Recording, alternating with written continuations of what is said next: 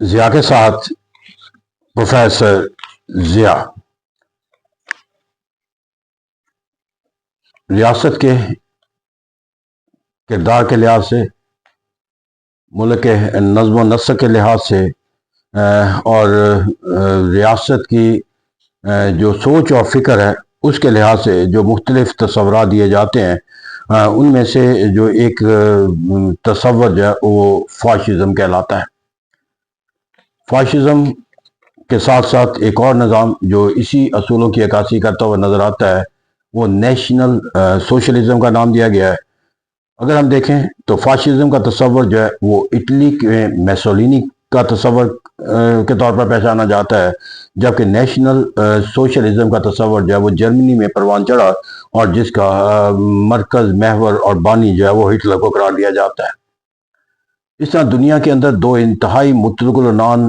حکمرانوں کا جو سوچ اور فکر ہے ملک کا نظم و نسق چلانے کے لحاظ سے، اور ان میں سے جو ہے وہ میسولینی فاشسٹ سوچ اور فکر کے نظام کا آئینہ دار سوچ اور فکر کا جو ہے وہ راہبر اور رہنما تصور کیا جاتا ہے، جبکہ نیشنل سوشلزم جو ہے وہ ہٹلر کے نام کے ساتھ جو ہے وہ منسوب ہے۔ یہاں پر جو فاشزم کے تصور کو سمجھنے کے لیے ضروری ہے، اس کے لیے کچھ بنیادی تصوروں کا ضرورت ہے۔ اگرچہ یہ بہت آسان تصور ہے کہ اگر ہم یہ کہہ دیں کہ فاشزم جو ہے وہ لفظ فاشیو سے نکلا ہے، جس کے لفظی معنی چند ہے، اور یہ چند لوگوں کا جو حکومت کرنا ہے یا ملک کا نظم و نسق چلانے کے تمام اختیارات جو ہے وہ چند لوگوں گروہوں کے پاس حاصل ہو جانا جو ہے اس کو فاشزم کا نام دے دیا گیا۔ تو اس تصور کے لیے ہمیں کچھ جو بنیادی پہلو ہیں اس کو سب سے پہلے سمجھنے کی ضرورت ہوگی، تاکہ ہم اس نظام کو صرف اس کے لٹری معنی اور مفہوم کے تحت نہ دیکھیں، بلکہ ایک ریاست کے نظم و نسق کے لحاظ سے اس کا جو ہے وہ بہتر جائزہ لے سکیں۔ سب سے پہلی بات ہے کہ یہاں پر جو فاشزم کا جو تصور ہے، اس تصور کے ساتھ کوئی فلسفیانہ سوچ اور فکر کا جو ہے وہ اس کا کوئی ریفرنس ٹو کانٹیکسٹ نہیں دیا جا سکتا، کیونکہ چاہے وہ نیشنل سوشلزم ہو چاہے وہ فاشزم ہو، دونوں کے جو نظام حکومت کے بانی قرار دیے جاتے ہیں، یعنی کہ میسولینی اور ہٹلر، وہ اپنی سوچ اور فکر کے لحاظ سے کسی بھی سطح کے اوپر جا کر وہ کسی فلاسفر کے درجے کے اوپر ہمیں فائز ہوتے ہوئے نظر آتے ہیں۔ پھر جا کر جو اس دونوں نظاموں کی جو ایک بنیاد ہے وہ جہاں فکری تقاضوں سے بالا تر ہے، بلکہ انفرادی سوچ اور فکر کے تحت گھومتی نظر آتی ہے، وہاں عملی طور پر جو ہے وہ وقتی مسلطیں اور ریاستوں کو، یعنی کہ جرمنی اور اٹلی کو جن حالات و واقعات کا سامنا تھا اس کے ایک رد عمل کے طور پر جب وقتی جو ریاستوں کے تقاضے تھے ان کی تکمیل کا جو ہے وہ اس کو آئینہ دار سمجھا جاتا ہے۔ تو اس طرح ایک لانگ ٹرم کسی ایک نظام حکومت کے طور پر جو ہے وہ نہیں لیا جاتا، بلکہ اسے کہا جاتا ہے کہ جو ایک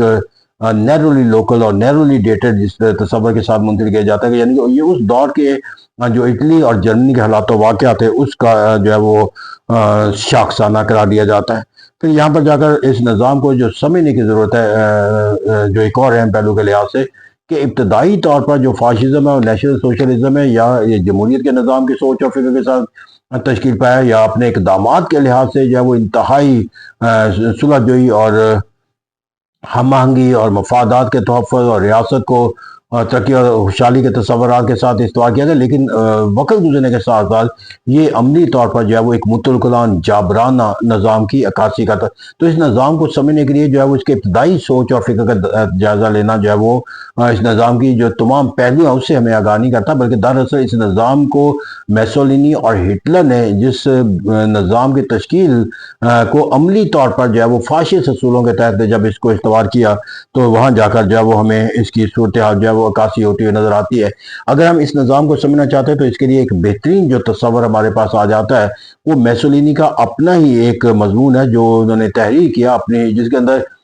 ان کی سوچ اور فکر کا جو ملک کا نظم و نسق کے لحاظ سے انہوں نے عکاسی کی۔ تو انہوں نے اسے ایک ایسا سیاسی نظام قرار دیا جس کی بنیاد جو ہے وہ اشرافیہ سے ہے۔ اب یہاں پر جو پہلا تصور ہے کہ وہ اگر جمہوری نظام کے ساتھ برسر اقتدار آیا، لیکن اس نظام کو انہوں نے جمہوری کے بجائے ایک اشرافیہ کا تصور اختیار دیا، یعنی کہ ملک کا نظم و نسق چلانے کا اختیار جو ہے وہ لوگوں کے پاس نہیں ہونا چاہیے، کہ لوگ ملک کا نظم و نسق چلانے کی یا پالیسی بنانے کی سوچ اور فکر صلاحیت نہیں رکھتے، یہ ملک کے چند لوگ ہی ہوتے ہیں جو ایسا کام جو ہے وہ سر انجام دے سکتے ہیں۔ پھر یہاں پر جا کر جو ہے انہوں نے جو ملک کا نظم و نسق چلانے کے لحاظ سے اپنی سوچ اور فکر کے اندر جو اس بیانیے کے اندر جو انہوں نے آرٹیکل لکھا اس کے اظہار کرتے ہوئے نظر آیا کہ ملک کے اندر جو ہے وہ جمہوری نظام جو ہے وہ لوگوں کے مفادات کا تحفظ کا آئینہ دار نہیں ہو سکتا، کیونکہ جمہوریت جو ہے وہ صرف بیانیے کے طور پر جو ہے وہ لوگوں کے حقوق کا تحفظ کرتی ہے۔ اس لیے ایک ایسے نظام کی ضرورت ہے جو جمہوری اغراض و مقاصد کو جو ہے وہ عملی صورت میں جو ہے وہ کامیاب کرنے کا جو ہے وہ راستہ متعین کر سکے۔ تو اس طرح کہتے ہیں جہاں پر جمہوریت کو وہ صرف ایک بیانیے کے طور پر رکھتے ہیں، اور اپنے جو نظام حکومت جو انہوں نے استوار کیا وہ دراصل جمہوری مقاصد کو حاصل کرنے کا ذریعہ ہے، جس کو وہ ایک پھر یہاں پر جا کر جو ایک اور نظام ان کو تصور دیتے ہیں وہ ہے رجت پسندی کا نظام۔ اور رجت پسندی کا نظام بنیادی طور پر تصور کیا ہے کہ وہ کسی نظام کو ایک جو ہے وہ اپنی جو سوچ حکمران کی ہوتی ہے اسی سوچ اور فکر کے تحت چلانے کا تصور رکھتے ہیں، وہ کسی دوسرے کی سوچ اور فکر کے ساتھ اپنے آپ کو جو ہے منسلک کرنے کے لیے تیار نہیں۔ اس انہوں نے جو پہلا اصول بیان کیا کہ جو ایک سیاسی نظام کے حوالے سے کہ یہ ایک ایسا نظام ہونا چاہیے جو اشرافیہ اصولوں پر بنیاد کرے، جو جمہوری نظام کے عملی تقاضوں کو حاصل کرنے کے لیے متونانیت کا تصور اختیار کرے، اور جو اپنے مقاصد کو حصول کے لیے جو ہے وہ پیسفل میتھڈ کی بجائے جو ہے وہ انقلابی راستہ اختیار کرے، ایک ریولوشنری اسٹیپ، یعنی جو ان کے حکومت کی سوچ اور فکر کے راستے میں رکاوٹ بنے یا اس کے اقدامات کی نفی کریں، ان کا جو ہے وہ ان کے جو ہے وہ تمام حقوق جو ہے وہ سلب کر لینے چاہیے، اور ریاست کی مرضی و منشا یا حکومت کی جو مرضی و منشا ہے اس پر عمل درآمد ہونا چاہیے۔ پھر یہاں پر جا کر وہ ایک پرولیٹیریٹ نظام، جو کہ کمیونسٹ سوچ اور فکر کا بھی تھا، اس کے نظام کو کہتا ہے کہ ایک مثبت سوچ اور فکر کا نظام ہے، لیکن پرولیٹیریٹ نظام کو جو ہے وہ مستقل طور پر جو ہے وہ اس کو قائم نہیں کیا جا سکتا، کیونکہ جو پرولیٹیریٹ کلاس ہے جو ہے وہ اپنے مفادات کے تحفظ کے لیے جو ہے وہ جو ایک پرولیٹیریٹ انقلاب کے ذریعے جو تصور کام کرتے ہیں، تو ایک طاقتور شخص ہی، ایک طاقتور حکمران ہی جو ہے وہ ریاست کے اغراض و مقاصد کو پورا کر سکتا ہے۔ کوئی ایک غریب شخص یا ایک کمزور شخص جو ہے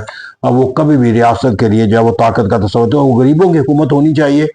لیکن اس حکومت کو قائم کرنے کا جو اختیار ہے یا اس حکومت کے استعمال کرنے کا جو اختیار ہے وہ ایسے لوگوں کے پاس ہونے چاہیے جو طاقت کے معنی و مفہوم کے ساتھ جو ہے وہ منسلک ہو۔ پھر اسی طرح وہ ایک اور اصول کی وضاحت کرتے ہوئے اپنے مضمون رہتے ہیں کہ امن کا جو ہے ہم خواہشمند ہے محسوس نہیں، لیکن امن کے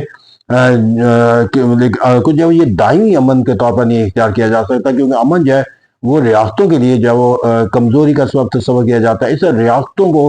جو ہے وہ اپنی طاقت کا جو ہے وہ استعمال جو ہے وہ جارحانہ انداز میں کرتے رہنا چاہیے۔ اس طرح کہتے ہیں جو امن ہے یہ وقتی تقاضا تو ہو سکتا ہے، لیکن اس کو مستقل طور پر جو ہے اختیار نہیں کیا جا سکتا۔ پھر اسی طرح جو ہے وہ ایک تصور جو ہے وہ قوم کی بالادستی کا تصور ہے کہ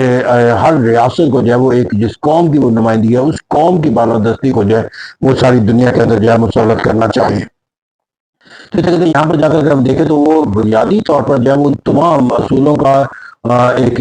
بیانیہ تو اختیار کرتے ہیں، جمہوریت کا بھی اختیار کرتے ہیں، وہ پرولیٹیریٹ جو ہے تصور کو بھی جو ہے وہ اختیار کرتے ہوئے وہ امن کے بھی داعی کے طور پر نظر آتے ہیں، لیکن عملی طور پر وہ ان تمام پہلوؤں کو جو ہے وہ جو اس دور کے اندر مقبول ان تصورات تھے ان کو نفی کرتے ہوئے نظر آتے ہیں، کیونکہ وہ کہتے ہیں یہ تصورات جو ہے وہ اصول و ضوابط کے لحاظ سے تیار ہوتے ہوئے نظر آتے ہیں، لیکن ان پر مستقل جو ہے وہ عمل نہیں کیا جا سکتا۔ دراصل جو اس دور کے حالات و واقعات تھے پہلی جنگ عظیم کے بعد کے، اس کے اندر جو چاہے وہ جرمنی ہو چاہے وہ اٹلی ہو، ان سے نکلنے کے لیے ان کو جس طرح کی قیادت اور جس طرح کے فیصلہ سازی کا ضرورت تھا وہ شاید جمہوری نظام حکومت یا امن کے داعی کے طور پر جو ہے وہ نہیں ہو، یا ایک پرولیٹیریٹ حکومت کے قیام سے جو ساری صاحب نے جو نظام قائم کیا وہ پھر تاریخ کے اندر جو ہے وہ ایک فاشسٹ نظام کے طور پر اخذ کیا گیا، جس کو ہم فاشزم کہتے ہیں۔ اور یہ میں نے کہا وہ کیفیت جو ہے وہ ہمیں نیشنل سوشلزم کی سوچ اور فکر کے اندر بھی نظر آتی ہے، جس کے اندر جو ہے وہ جرمنی کے حالات و واقعات جو معاشی طور پر جنگ عظیم میں بے روزگاری تھی، لوگوں کے لیے وسائل کا حصول جو ہے ممکن نہ رہا تھا، تو اس طرح سے یہاں پر جا کر ایک ایسے نظام کا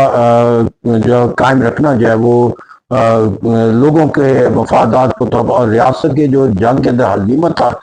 اس سے نکلنے کے لیے جو ہے ان کے لیے موضوع نہ تھا، اس لیے انہوں نے ایک ایسا نظام اختیار کیا جرمنی کے اندر جس کو نیشنل سوشلزم کا نام دے دیا گیا، اور جرمنی کے اندر اٹلی کے اندر جو نظام کیا گیا اسے فاشزم کا نام جو ہے وہ دے دیا گیا۔ Thank you very much.